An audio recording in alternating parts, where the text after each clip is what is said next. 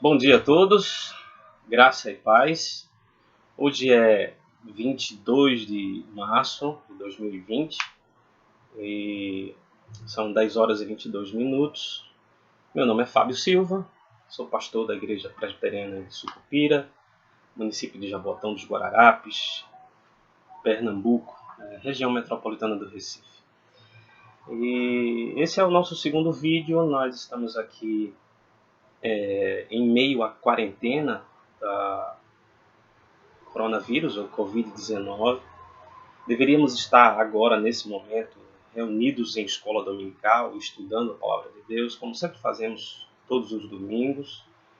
E, infelizmente, por causa dessa situação, esse problema sanitário que está ocorrendo não só na nossa cidade, mas em todo o território nacional e no mundo, né? Nós estamos aqui reunidos hoje. E nós queremos aproveitar esse momento, que seria de escola dominical, para a gente estudar um pouco a palavra. Nós esperamos que possamos tirar proveito desse momento, né? Proveito não apenas pessoal, mas proveito coletivo, proveito em comunidade.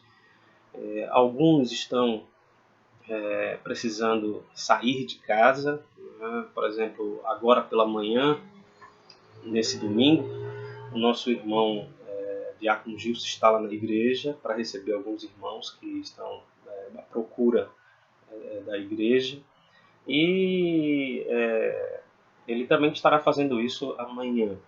Então há uma necessidade às vezes de sair, não só para resolver algum problema como esse, mas às vezes para a gente ir na farmácia, a gente ir no supermercado, e dependendo da necessidade, né? Mas essa saída precisa ser muito cuidado, com muito zelo, verificando as nossas atitudes, né? A gente tem alguns costumes que nós precisamos tirar, né? Colocar a mão na boca, colocar a mão no nariz, colocar a mão nos olhos. Há algo que às vezes a gente até usa de discrição, né? Para que as pessoas não estejam vendo o que a gente está fazendo, principalmente como, por exemplo, colocar a mão no nariz. Mas, inevitavelmente, todos nós fazemos isso, né? Até mesmo coçar o rosto, né? São coisas que acontecem. Então, nessa necessidade de sair, né? A gente precisa, de fato, ter os cuidados devidos e retornar logo para os nossos lares para evitar qualquer problema. Queridos, eu queria propor nessa manhã, principalmente você que é de Sucupira, né, e gostaria de estar na igreja nesse momento, eu queria propor para você nessa manhã um estudo de uma revista que nós já trabalhamos. Eu creio, eu penso, né, pelo que eu observo, que às vezes a gente aproveita pouco os recursos que nós temos. O nosso material didático, podemos assim dizer, é proveniente da editora Cultura Cristã, da Igreja Presbiteriana do Brasil, e às vezes a gente adquire e não dá muito valor, não usufrui na sua totalidade, podemos assim dizer, e acaba passando despercebido, perdido, não é? Eu queria propor a gente refletir um pouco sobre uma das lições da revista da Cultura Cristã, da linha Nossa Fé. A revista essa daqui a gente trabalhou há pouco tempo, né? Nossa Fé, e ela tem como título Apatia e Esfriamento. Sua igreja precisa de revitalização. Então, o estudo que nós queremos propor nessa manhã é um estudo até mesmo que tem a ver com o que nós estamos passando de uma certa forma, né? A lição número 4 dessa revista tem como título Sintomas de uma Igreja em Declínio. E nós precisamos estar preocupados com isso, porque nós vamos sofrer, de uma certa forma, um impacto com essa situação de quarentena, né? Nós vamos ter que nos readaptar à rotina quando isso acabar, e nós não sabemos quando é que isso vai acabar. Pode ser que isso acabe essa semana, ou dure mais um mês, ou 2 meses, 3 meses. Então a gente precisa, de fato, estar observando como nós vamos nos readequar à realidade da igreja. Principalmente por causa do perigo que nós corremos de achar que podemos ser crentes em casa. Estamos numa quarentena, né? E estamos sendo, de uma certa forma, por conta da epidemia, obrigados a ficar em casa. Né? Eu estou aqui na minha casa e nesse propósito de ficar em casa para conter a epidemia, de repente a gente pode começar a achar que pode ficar em casa. Né? Então eu queria chamar a atenção, por exemplo, para alguns textos, como por exemplo Hebreus 10, né? Hebreus capítulo 10, verso 24 e 25, se não me falha a memória, onde o escritor aos Hebreus, ele nos recomenda, né, a estarmos em igreja, em corpo, em família, a família do Senhor. Né? Quando diz, consideremos-nos também uns aos outros, para nos estimularmos ao amor e às boas obras. E não deixemos de congregar-nos, como é de costume, de alguns. Antes façamos admoestações, e tanto mais quanto vede que o dia, em letra maiúscula, se aproxima. Então, é necessário que a gente esteja atento a essa realidade, porque certamente, né, poderá nos passar isso pela cabeça. O esfriamento, né, espiritual é uma coisa que é real e pode alcançar qualquer um de nós. Né? Pessoas que ficam deprimidas, pessoas que estão, de uma certa forma,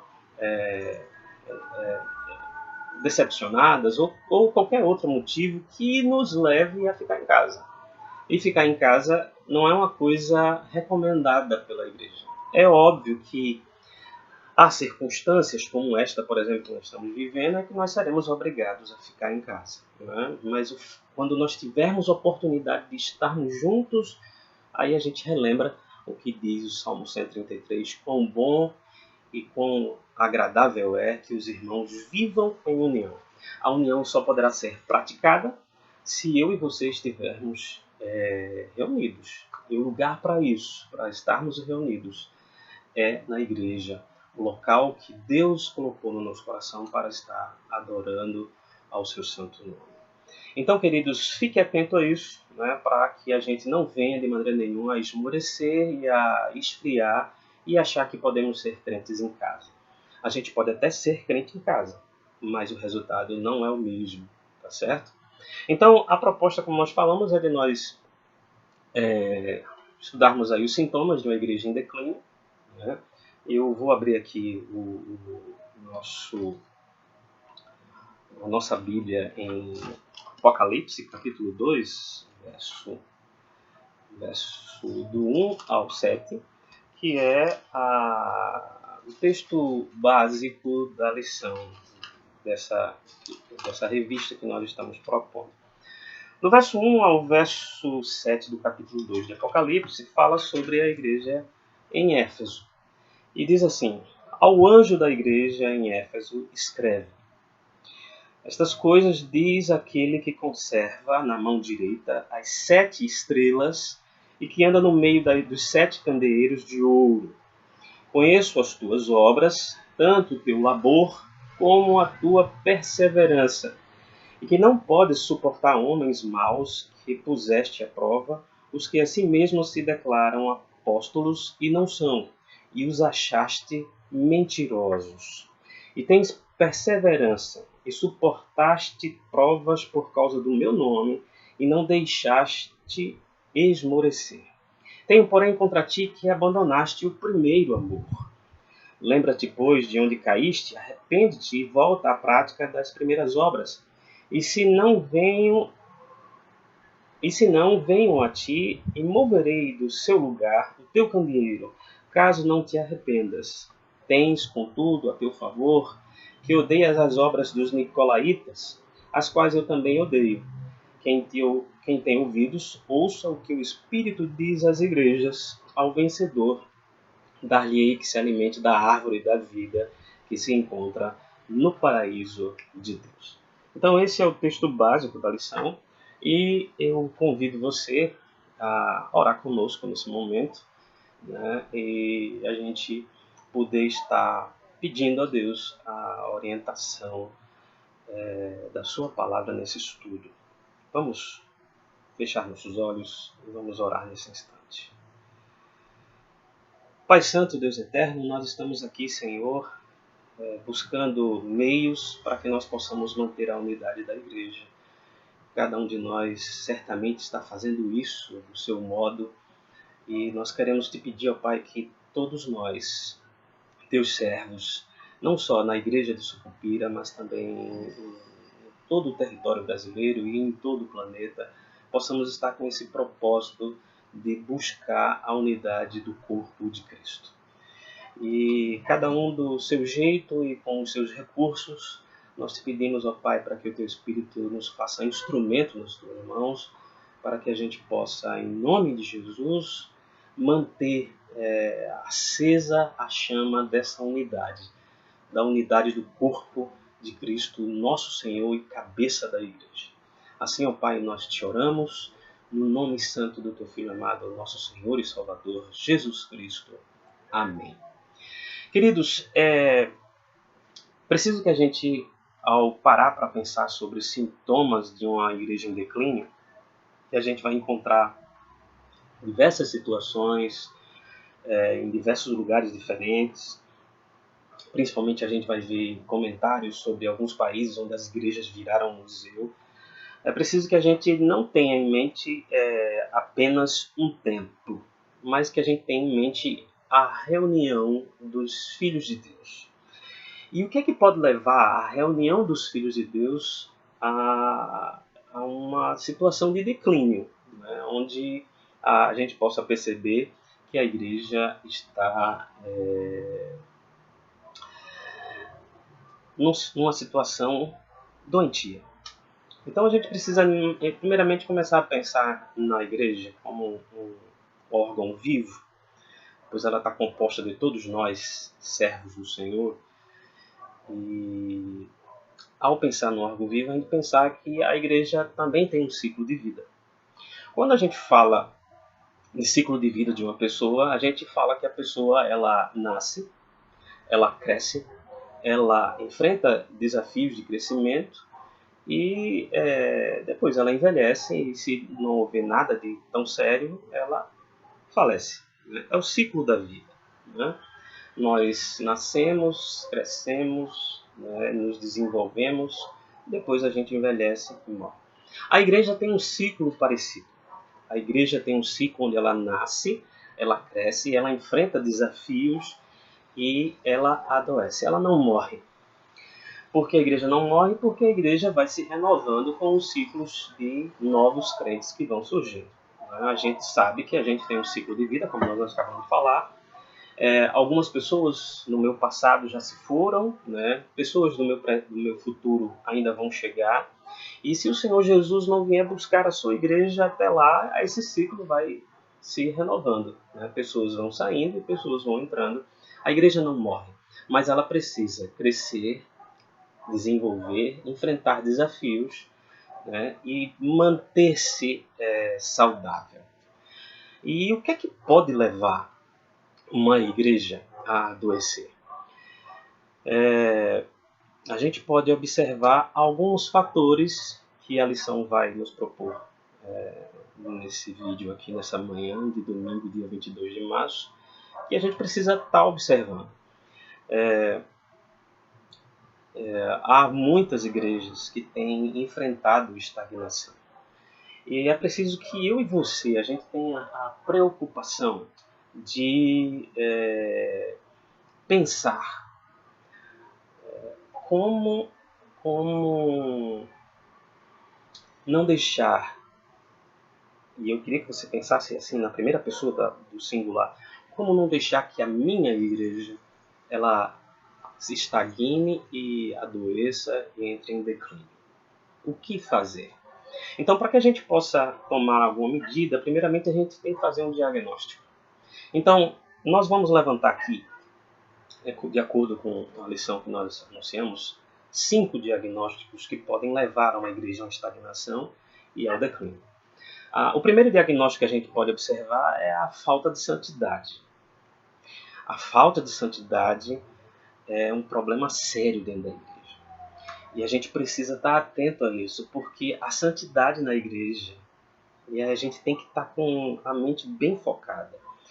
Não se refere às 4 paredes, ou a uma instituição jurídica, né? Uma pessoa jurídica instituída dentro da sociedade, mas ao corpo de Cristo, à reunião dos santos. O que é que pode levar à falta de santidade em nosso meio? Então a gente pode começar a observar, por exemplo,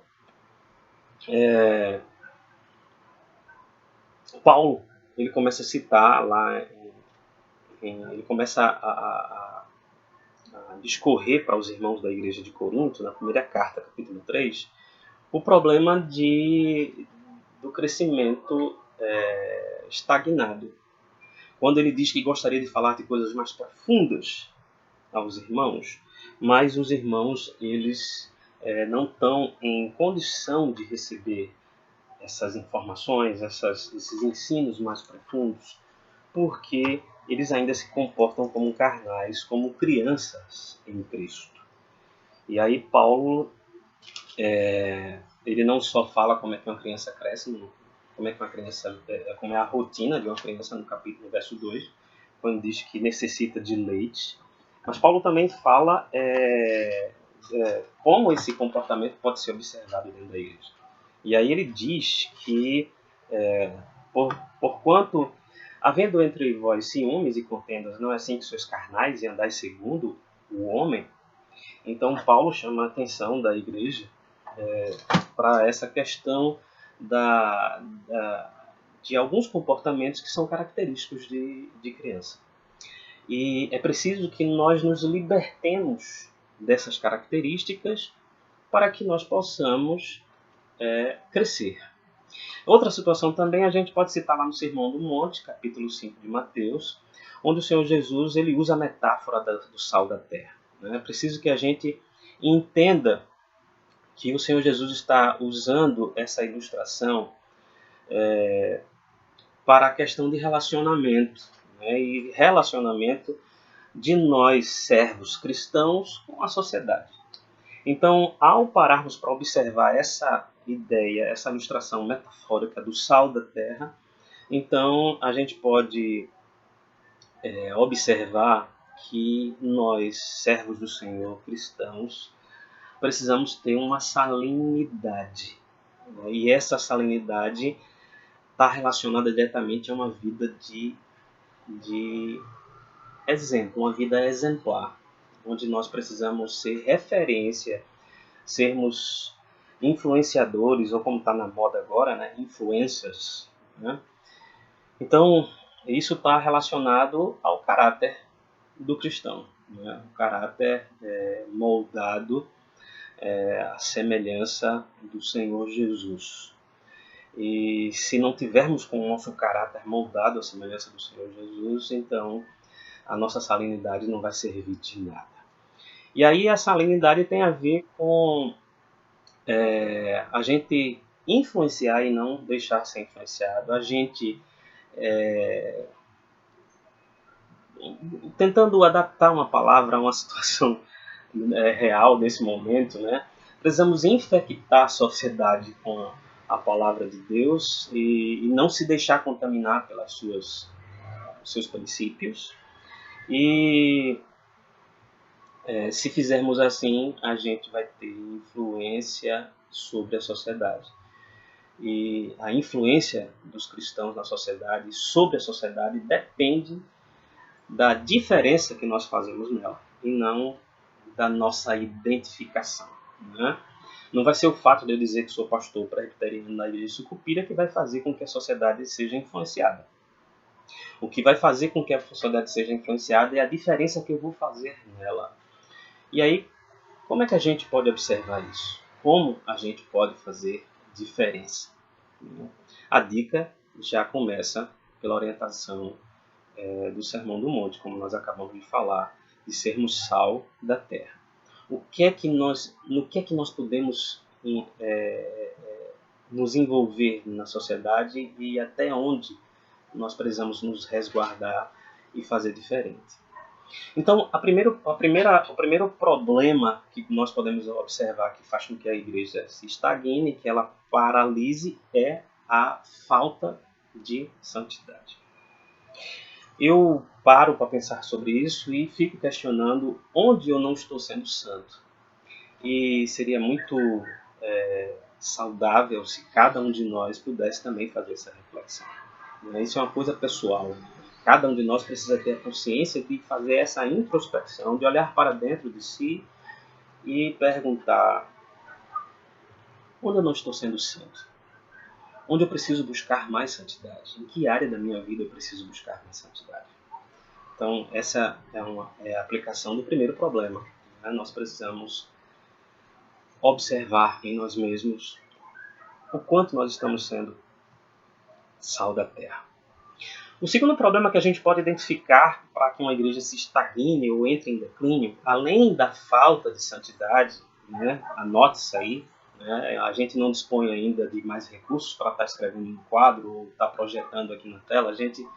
É o segundo vídeo que nós produzimos, por uma necessidade que nos obriga, e isso é bom porque a gente vai desenvolver. Mas enquanto a gente não consegue desenvolver mais recursos para trabalhar em vídeo, então anote. O primeiro problema que faz a igreja estagnar ou entrar em declínio é a falta de santidade. O segundo problema que a gente precisa estar atento é a questão do relacionamento doentio. E aí isso está muito real em nós, e eu não falo apenas para a igreja de Sucupira. A gente vai encontrar esse problema do relacionamento doentio em todos os lugares, em todas as igrejas, em todos os ambientes, em todas as culturas. A gente vai encontrar o problema do relacionamento doentio. E como a gente identifica esse relacionamento doentio? Primeiro, a gente vai observar que a falta de amor é mais do que um dos sinais que denunciam o declínio da igreja ou a estagnação da igreja. Como a gente pode observar a falta de amor? Então, há algumas coisas que a gente pode observar, por exemplo, a ausência de perdão. A gente tem aqui uma citação de João 13, verso 35, e vamos só observar para a gente poder estar bem ciente da palavra de Deus. João 13, 35 diz assim: nisto conhecerão todos os meus discípulos se tiverdes amor uns aos outros. Então, para que nós possamos ter amor uns aos outros, é preciso que a gente esteja atento à questão da falta de perdão. Quando a gente perdoa, a gente faz diferença. A diferença que nós falamos quase agora no primeiro problema da santidade. Fazer diferença, ser sal da terra. Quando nós perdoamos, a gente faz a diferença. E a igreja precisa estar atenta a isso, porque nós vivemos em comunidade, nós vivemos em corpo, nós vivemos em família, nós vivemos em grupo.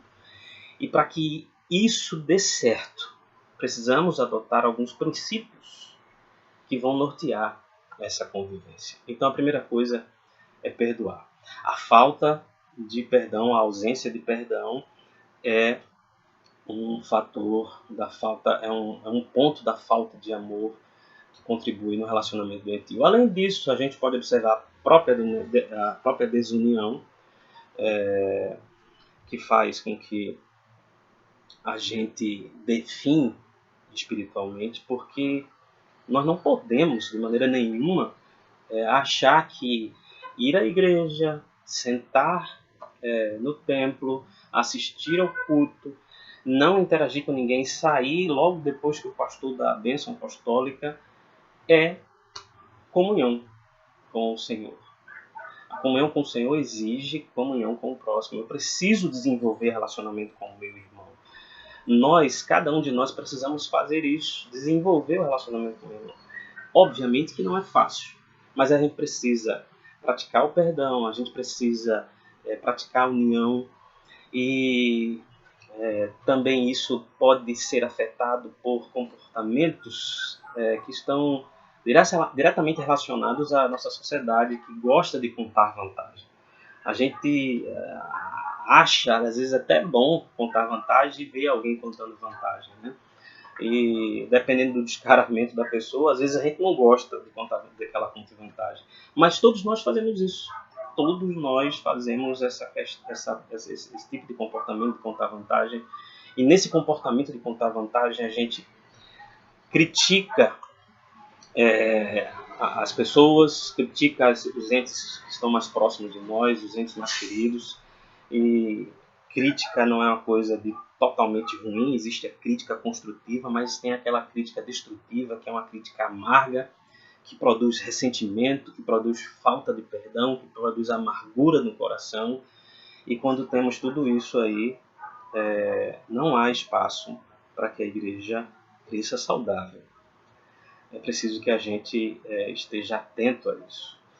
E Paulo, ele lá na carta aos Gálatas, capítulo 5, verso 15, ele diz: se vós vos mordeis e devorais uns aos outros, vede que sejais mutuamente destruídos.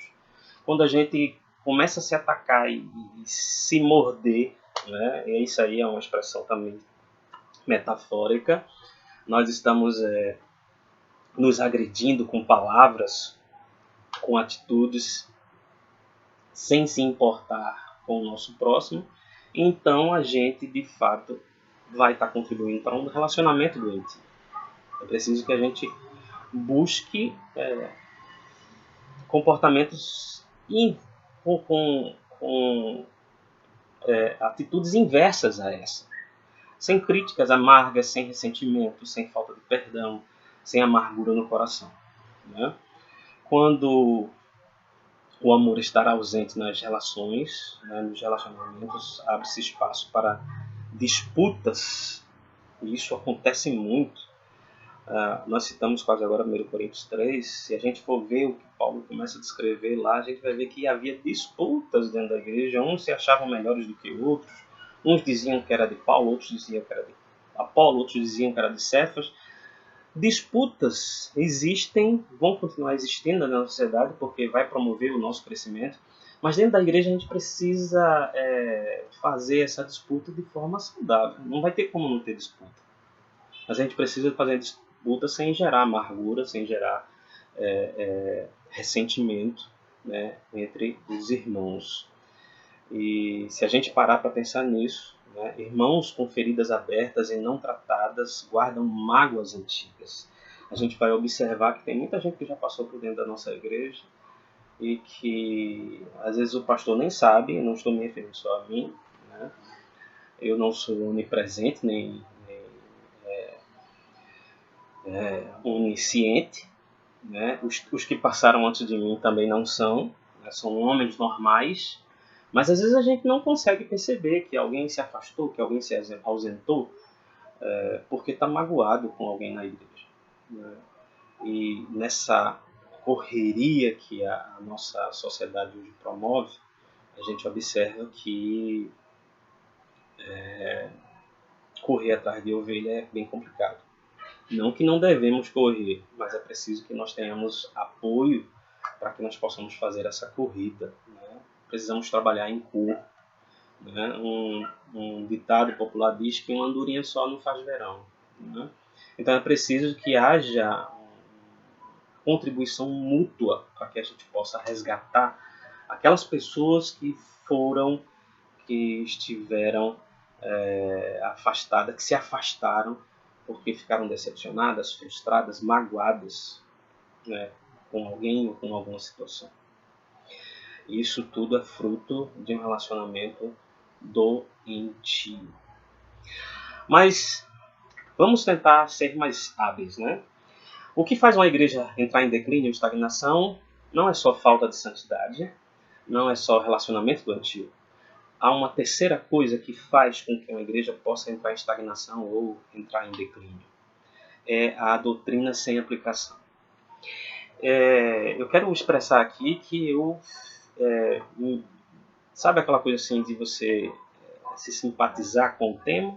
Eu me simpatizei com esse tema porque é óbvio, né, que nós precisamos buscar aperfeiçoamento, buscar capacitação. Eu quero chamar a atenção para a evolução do trabalho ministerial, né? Temos homens como Pedro, que eram pescadores e que não tiveram nenhum curso para ser apóstolo da igreja. A única coisa que fez com que ele pudesse ser apóstolo da igreja, diferentemente de Paulo, que era um homem letrado, era que Pedro, ou Cefas, né, ele viveu diretamente com o Senhor Jesus. Ele andou lado a lado com o Senhor Jesus. E isso o capacitou para ser apóstolo da igreja. Hoje, 2000 anos depois, a coisa está bem diferente. A gente não pode, de maneira nenhuma, colocar qualquer pessoa para estar à frente da igreja. O mundo está mais complexo, mudou tudo. Não que isso seja proibido e que Deus não possa fazer isso. Deus faz as atividades, as ações extraordinárias. Nós fazemos as ordinárias.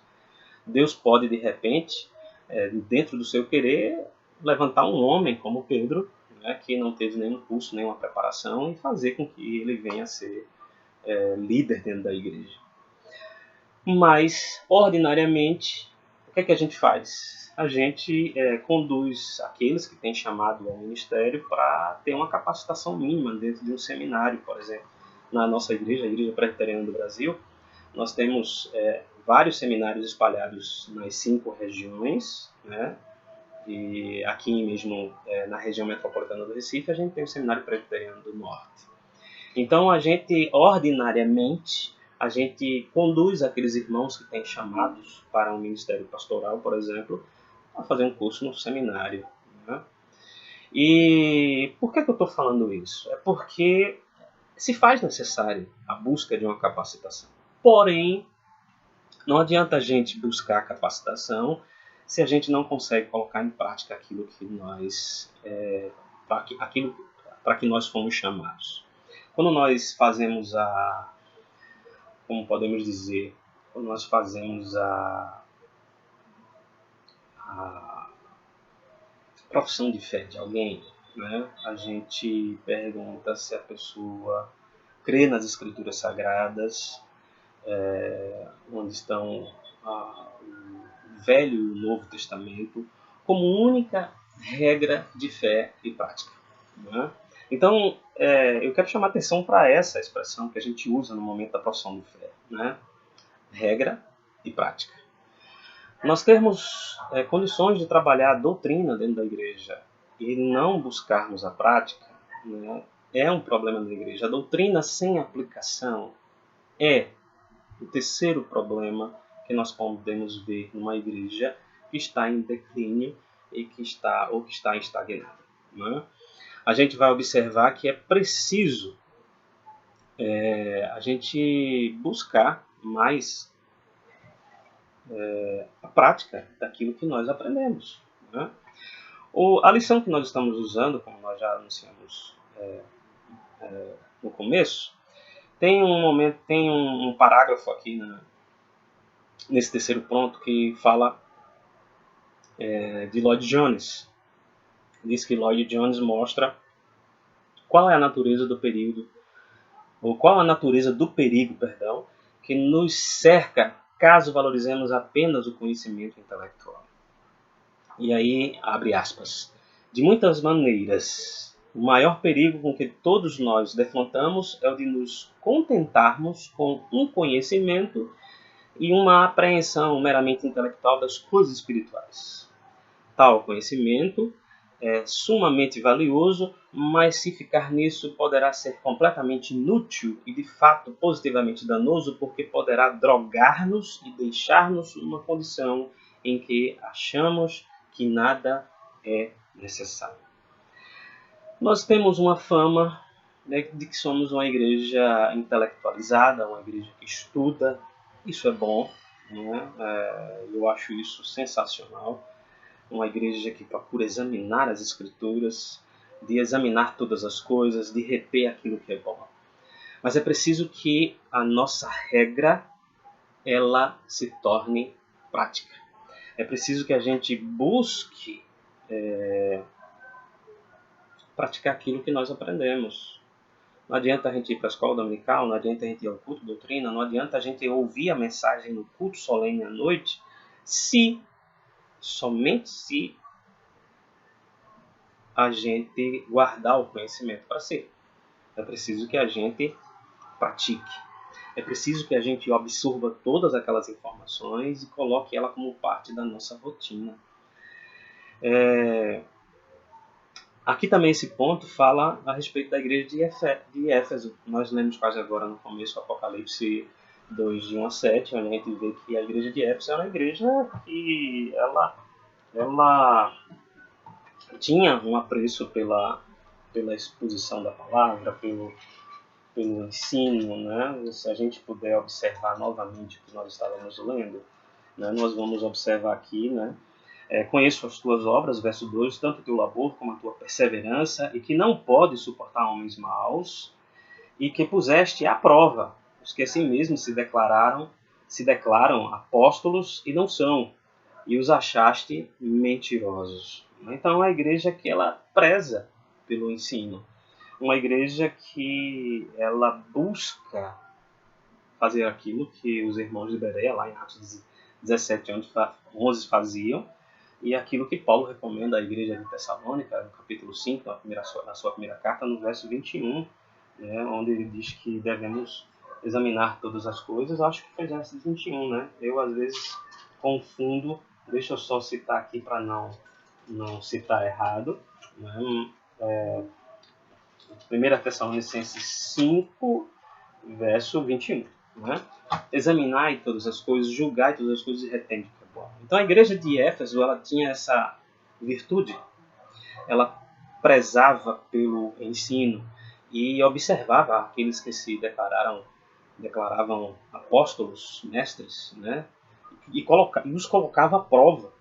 É preciso que nós, como igreja, a gente também esteja fazendo isso. Né? A gente esteja colocando à prova para que a gente não perca a qualidade do conhecimento do nosso Senhor e Salvador Jesus Cristo. Obviamente, a gente precisa também,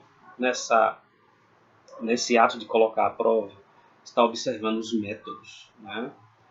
A gente não pode, de maneira nenhuma, querer que uma comunidade seja igual a outra. Então, é preciso, como líderes, né, e como nós somos anunciadores da palavra, ensinamos a palavra, como professores, a gente precisa identificar o nosso aluno, precisa identificar o nosso ouvinte, precisa identificar aquele que está nos escutando. Porque se a gente aumentar muito o nível para quem tem uma escolaridade mais baixa, a gente não alcança. Se a gente baixar o nível para quem tem uma escolaridade alta, a gente vai se tornar ridículo. Essa é a realidade. Então é preciso que a gente não caia no problema de Éfeso, porque Éfeso ela fazia isso, mas perdeu o primeiro amor. Né? E aí a gente pode observar, né, que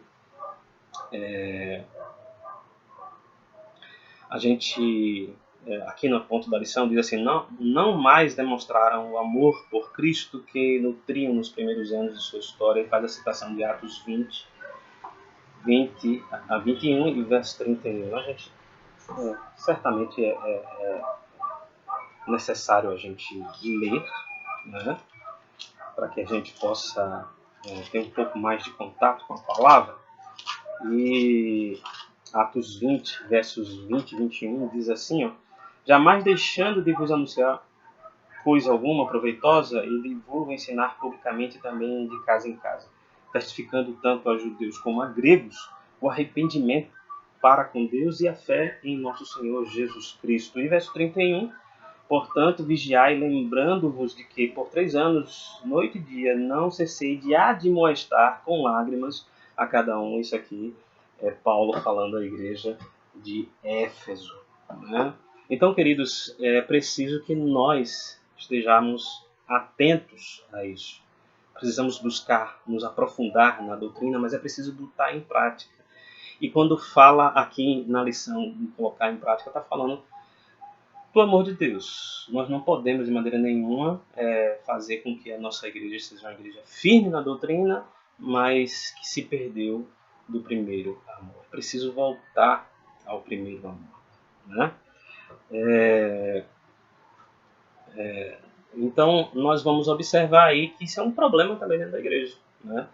Esse problema de conhecimento meramente intelectual, ou uma preocupação com a doutrina, em detrimento das áreas da vida, das demais áreas da vida, precisa ser tratado para que a igreja possa ter saúde, né?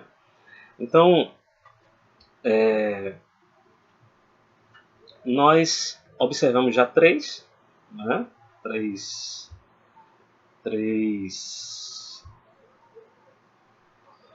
problemas que podem ocorrer para que a igreja adoeça, né? Que entre em declínio ou se estagne. E a gente precisa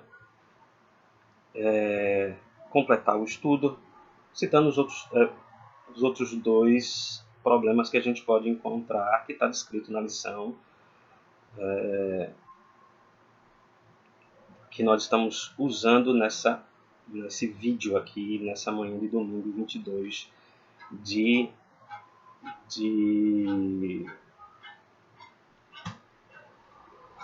março de 2020. Então, só para a gente lembrar, né, que pode levar uma igreja, sintomas que pode levar uma igreja à estagnação, ao declínio, é a falta de santidade, o relacionamento doentio, a doutrina sem aplicação. A quarta é a indiferença evangelística. Observe que os tempos são outros. Desculpem. Os tempos são outros. E a gente precisa melhorar as nossas técnicas. Por exemplo, alguns anos atrás, talvez aí 15 ou 20 anos atrás, era permitido você fazer cultos nas praças, ligar megafone, né, botar um som alto, né, talvez um carro de som, e não tinha nenhum problema. As pessoas faziam culto na praça com palanque. Eu tive uma experiência numa das igrejas por onde eu passei, a Igreja da Bela Vista, isso aí nos anos 2004 e 2005. Eu tive uma experiência de um irmão, ele é presbítero, né, do nosso presbitério, né, e ele tem trabalhado muito com os homens nos últimos anos, a união masculina. E esse irmão é um irmão valoroso, né? Eu não quero aqui estar exaltando pessoas, né? Não quero aqui de maneira nenhuma estar tirando foco, mas se trata do presbítero Manuel Mendes, né? Tive uma experiência lá na Bela Vista que para mim isso eu nunca mais esqueci. Aquele presbítero ele tinha um caminhão, né?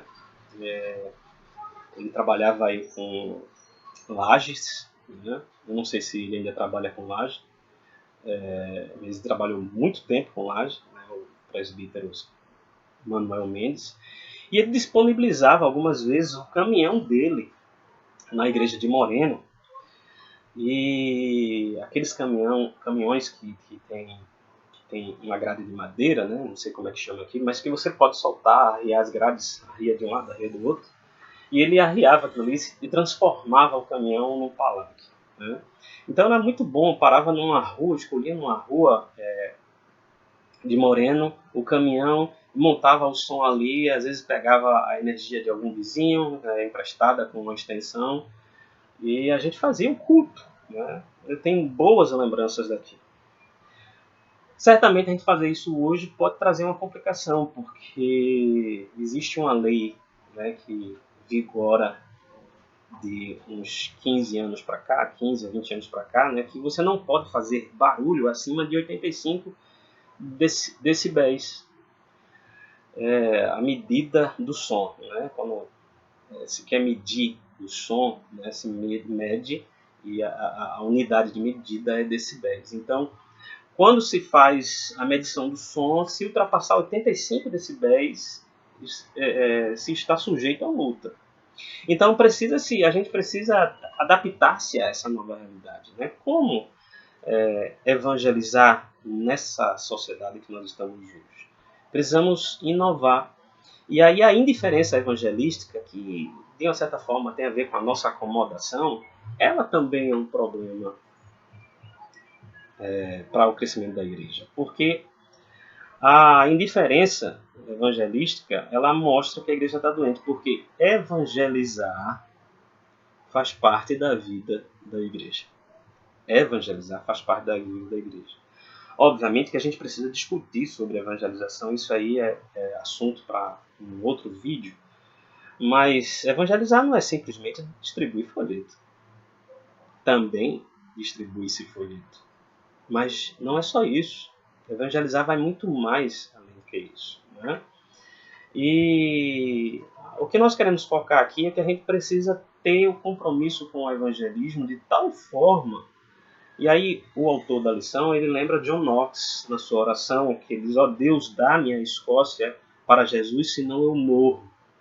E ao mesmo tempo que ele cita John Knox, ele também fala do lamento do apóstolo Paulo, lá na primeira carta aos Coríntios, no capítulo 9, verso 16, quando ele diz: ai de mim, se não pregar o Evangelho. Então, o ato de pregar o Evangelho, de anunciar a palavra de Deus, faz parte da saúde da igreja, é a vida da igreja. A igreja foi chamada para isso. A igreja foi chamada para gerar discípulos. Mateus 28, versos 17, verso 18, 19 e 20. Né? O chamado da igreja começa ali. É preciso que a gente esteja atento a isso. Né? Então, quando a gente para observar que há necessidade de levar o Evangelho, as boas novas de salvação para o mundo e gerar discípulos, né? Então a gente observa que a evangelização é muito mais do que distribuir folheto, ou fazer um vídeo como eu estou fazendo, ou pregar na rua. Tem a ver também com o ensino, né? Eu gero filhos, discípulos são filhos, gero filhos e preciso cuidar desses filhos, ensinar a palavra de Deus a eles e também batizá-los em nome do Pai, do Filho e do Espírito Santo. É um processo que envolve a igreja. Talvez nem todo mundo tenha autorização e capacitação para estar batizando. Né? Aquele chamado ali foi específico para os apóstolos, os ministros, os pastores, mas não só são os pastores e apóstolos e ministros que evangelizam. Né? O chamado é para a igreja toda. A parte da igreja tem a ver com o ensino também, e tem a ver com o ato de evangelizar. Né? Então é preciso que a gente observe que a indiferença evangelística é também um problema na igreja. Né? É preciso que o nosso contato com o mundo, com a comunidade, com a sociedade, ela gere impacto. E aí o autor da lição, ele faz citação aqui de João 17, né, a oração sacerdotal do Senhor Jesus, onde ele coloca aqui que nessa oração há 15 referências à palavra mundo. Né? E essa referência à palavra indicando um relacionamento que nós, servos cristãos, ficamos com o outro Consolador, que o Senhor Jesus subiu aos céus, né? Nos coloca que nós precisamos relacionarmos com o mundo, com a sociedade não cristã. Né? Não peço que vos tire do mundo, né? Não peço que os tire do mundo, mas que os livre do mal. Né? E que também ele fala aí que nós precisamos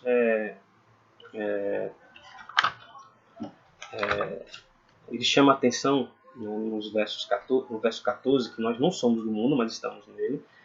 Ele chama a atenção que o mundo vai nos odiar. Eu não sei quantos de vocês têm esse tipo de sentimento onde vocês frequentam, né? Mas em determinados locais que nós formos, a gente vai sentir isso. Vai sentir o peso das pessoas nos discriminando porque nós somos crentes, fazendo chacota porque nós somos crentes. Né? O crente, olha o que o crente está fazendo, olha o que o crente está falando. Então, nós seremos odiados pelo mundo. E quando se trata da pregação do Evangelho, né, a gente vai ser odiado mesmo, porque as pessoas, o pecador, naturalmente, ele não quer saber da palavra de Deus. Né? E a coisa complica quando a gente para pensar que nós estamos numa sociedade democrática, onde é permitido ter a religião que quiser, adorar o Deus que quiser, fazer o culto, a devoção da forma que nós acharmos melhor. Né? Então a gente vai ter uma tendência muito maior de sermos odiados, porque nós estamos numa sociedade pluralista, né? Então, vemos aqui o tipo de relacionamento que a igreja deve manter com a sociedade sem Deus, um relacionamento de envolvimento, não de afastamento, pois relacionar-se com o mundo não significa ser idêntico a ele. A gente pode se relacionar com o mundo e não precisamos imitar o mundo, né? Também não devemos ficar isolados, né? Como se estivéssemos num mosteiro. Nós fazemos parte do mundo, agora não podemos nos influenciar por ele, mas precisamos influenciar o mundo. E aí, lembrando novamente o Sermão do Monte, nós somos luz e sal na cidade, na sociedade, né? É preciso que, como cristãos, nós procuremos conhecer os problemas da cidade, saber discutir sobre outros assuntos além da Bíblia, né? Precisamos ter maturidade para lidar com o mundo e influenciarmos o mundo, né? Para terminarmos, né, aí já temos 50 minutos de vídeo, né, eu não gostaria que fosse cansativo, né, mas é preciso completar, né. Os problemas que fazem com que a igreja pare, estagne ou entre em declínio, além de falta de santidade, relacionamento doentio, doutrina sem aplicação e indiferença evangelística, há o quinto problema, que é a nostalgia e o tradicionalismo. Nostalgia é a revista aqui nos traz a definição de um sentimento que surge quando sentimos que não podemos reviver certos momentos. Você já parou para observar que quanto mais a idade vai avançando, enquanto nós somos jovens, nós não temos tanto a necessidade de sermos nostálgicos. Mas tudo aquilo que nós gostamos de ter vivido na nossa juventude, na nossa adolescência, quando a gente vai chegando a uma idade mais adulta, né, a gente começa a lembrar. Né? A gente começa a lembrar e como era bom aquilo que a gente fazia. Ontem mesmo eu estava observando um grupo que faço parte, um grupo de irmãos que estavam lembrando os apelidos que eles tinham quando eram jovens. Isso é nostalgia, né? E a nostalgia não é de todo ruim, né? Lembrar de coisas boas, né? Aquilo que Jeremias traz lá no seu livro chamado Lamentações. Quero trazer à memória o que me pode dar esperança. As coisas velhas se passaram, eis que tudo se fez novo. Então eu preciso cultivar na minha memória coisas boas. Esse é o lado bom da nostalgia, né? Trazer à memória. No caso da igreja é uma volta ao passado, um forte sentimento de que os melhores dias da igreja talvez já se foram. Os melhores dias da igreja já se foram, talvez para mim, né? Eu gostei daquela época. Essa época eu não consigo mais reproduzir. E aí eu fico achando que não volta mais, né? Mas a gente pode fazer com que essa época também seja tão boa quanto aquela. Só que a gente não vai repetir a mesma receita, né? A gente não vai repetir os mesmos métodos. Há outras coisas, há outras realidades em que não existiam e que a gente pode usufruir disso, né, para que seja tão bom, né? Também, além da nostalgia, né, a gente precisa observar o conceito de tradicionalismo, né? Antes, precisamos relembrar a tradição, que tradição é continuidade, permanência de doutrina, de hábitos, de valores, de manifestações culturais e que são repassados de geração em geração. Isso é tradição, né? Tradição não é algo ruim, né? Principalmente quando temos tradição de coisas boas, né? A tradição pode ser ruim se nós mantemos coisas ruins, né? Então a tradição não é de todo ruim, mas a diferença para o tradicionalismo. O tradicionalismo é um termo que ganha aspecto negativo porque ele traz como significado o apego exagerado e injustificável às tradições e ao passado. A gente não pode forçar a situação para que ela seja completamente igual ao que já foi vivenciado. passou-se, não volta mais. Agora a gente tem que produzir uma nova realidade, uma realidade para este momento que seja proveitoso para a comunidade, para a sociedade. Isso é fugir do tradicionalismo, né? O tradicionalismo ele é visto como característica de indivíduos que rejeitam e resistem às mudanças. É o que traz aqui na nossa lição, né? Algumas igrejas estão morrendo porque vivem apenas no passado. Nós precisamos do passado, porque o passado ele estabelece a nossa identidade. Mas a gente só precisa do passado para saber quem nós somos. Nós precisamos viver o hoje e o agora, conforme a palavra de Deus nos ensina, né? Sendo sal e luz da terra, para que a gente possa fazer novos momentos, né? Momentos bons na presença do Senhor. Então, por causa dessa nostalgia, muitas igrejas estão definhando, insistem em não abrir mão dos modelos antigos, dos programas ultrapassados, não inovam, preferem viver fiéis ao tradicionalismo e na nostalgia do tempo em que tinham sucesso. É a parte final aqui desse ponto 5.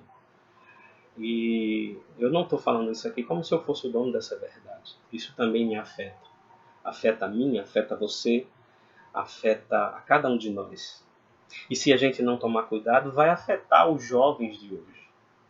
Quantos jovens nós temos na nossa igreja hoje? Né? Temos a União Presbiteriana de Adolescentes, a UPA, né? Jovens que vão até os 17 anos, de 12 a 17, e eles vivem aquele momento bonito da adolescência. Né? Quantos de nós gostaria de permanecer adolescente? Né? Para mim foi um dos melhores momentos da minha vida. Né? E também temos a UMP, a União de Mocidade Presbiteriana, então é preciso que a gente esteja atento, né, aos jovens, né, para que eles, quando se tornarem mais maduros, chegarem na casa dos 30, 40 ou quase 50, como eu estou chegando, né, eles não fiquem presos ao passado deles.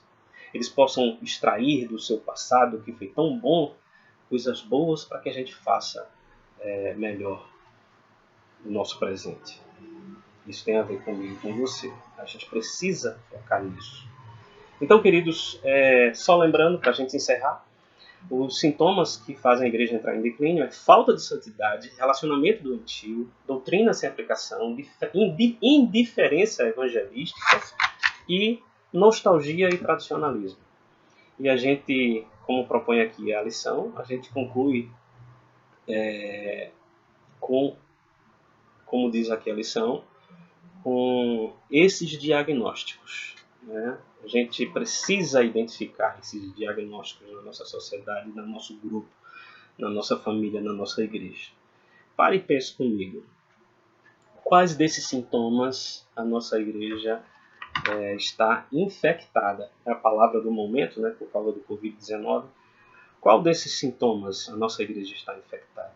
Falta santidade da nossa igreja? Pense nisso. Falta relacionamento sadio? Pense nisso. Falta mais prática da doutrina que a gente estuda? Será que falta? A gente é o que é?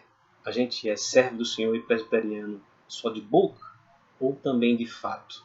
Há indiferença evangelística? Como a gente precisa aperfeiçoar isso? Há nostalgia e tradicionalismo?